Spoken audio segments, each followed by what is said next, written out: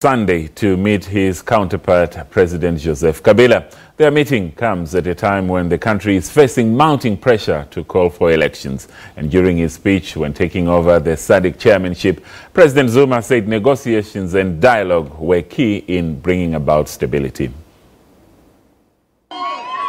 Congolese residents in South Africa protesting against President Kabila's presence in South Africa, saying he's no longer legitimately president of the Central African giant.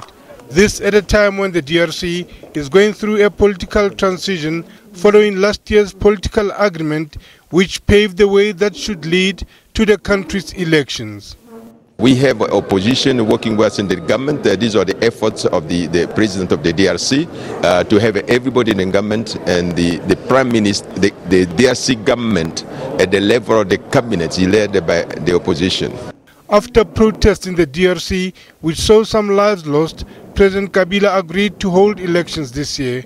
However, his government lamented financial constraints, a sentiment also echoed by United Nations on the humanitarian side.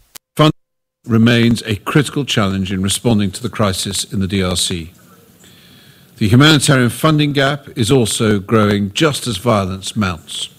President Jacob Zuma, who is the current SADC chair, has urged the DRC's Independent National Electoral Commission to publicize the revised electoral calendar. The summit has also approved the appointment of a SADC special envoy to the DRC in the level of a former head of state.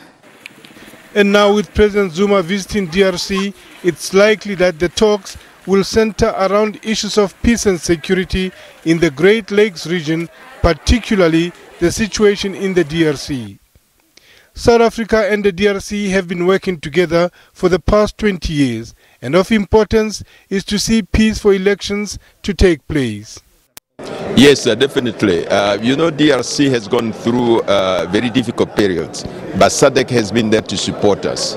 And we have been able to train our own troops to take the responsibility for the peace and security in the DRC. But the SADC troops are there just to accompany us, to make sure that we get out of the current situation. And we are making very, very good progress in that area, because without peace and security, you cannot engage into the development process. Lehana Tsoteti, SABC News, Kinshasa, Democratic Republic of Congo.